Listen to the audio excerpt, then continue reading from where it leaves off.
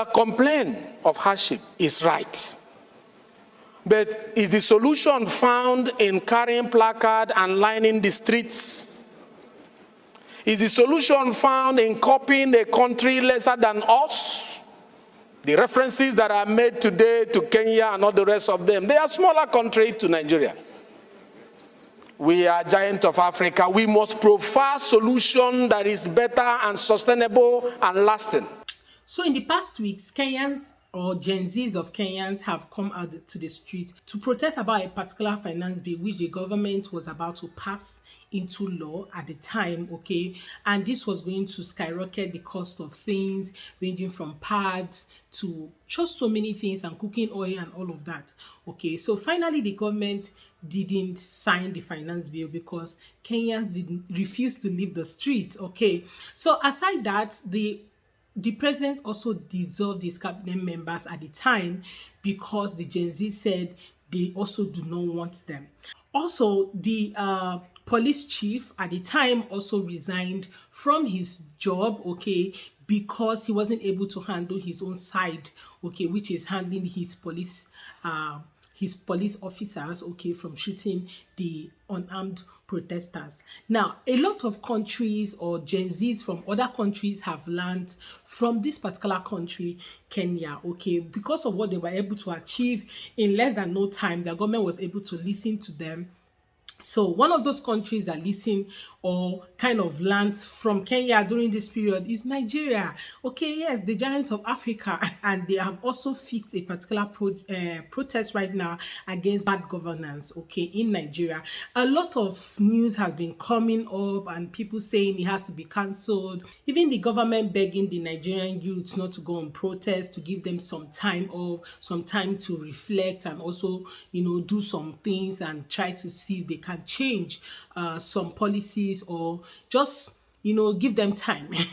Now, aside that, a particular MP, okay, had come out during one of their parliament meetings, which is the MP you guys just saw, had come out during the parliament meetings and said, you know what, I think we should cut down on the cost of governance by cutting down on our salaries, okay. Then he also started making statements which said that Nigerians are learning, or these Gen Zs are learning from these smaller countries that were bigger than, okay, and say we are the giants of Africa and blah blah blah. So Kenyans are not finding this funny, okay. It's okay to make your statement, it's okay to appease your people, it's okay to try to convince your Gen Zs or your youths not to go on a protest, okay. But what is not okay is trying to talk down on another country, okay.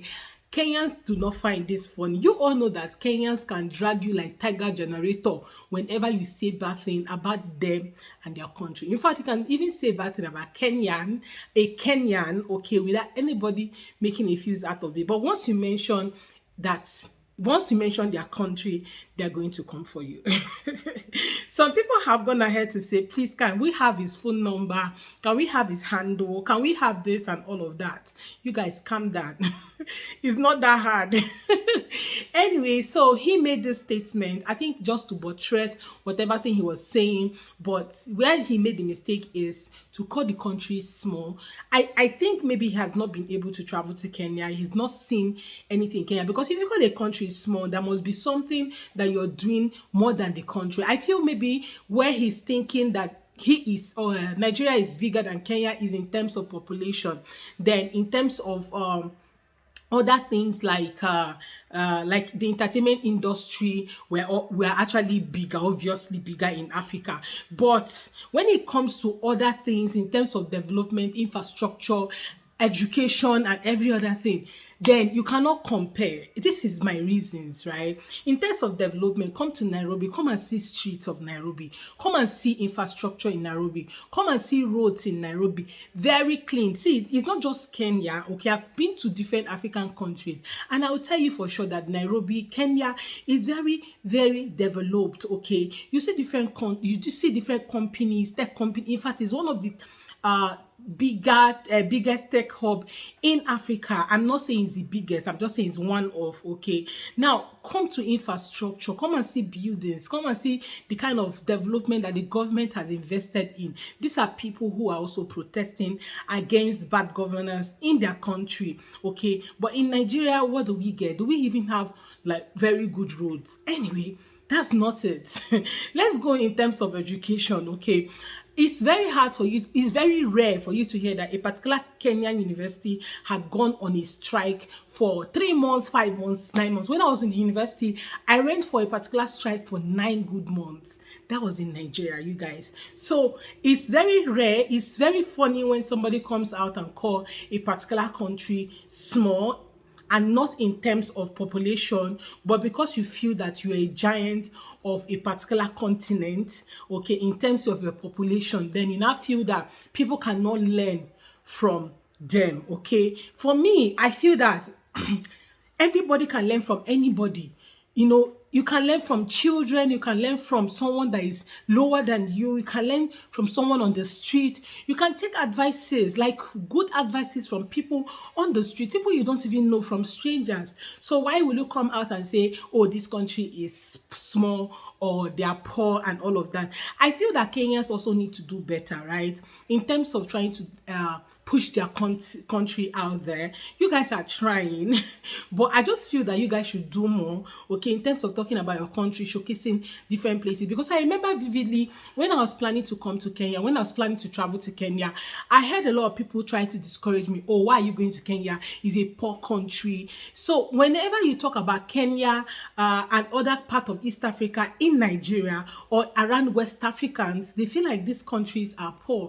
These countries are not so great. Okay, so you guys should kind of showcase more about your country, showcase your country to these people. Okay, I came to Kenya and I saw light myself. I saw electricity 247.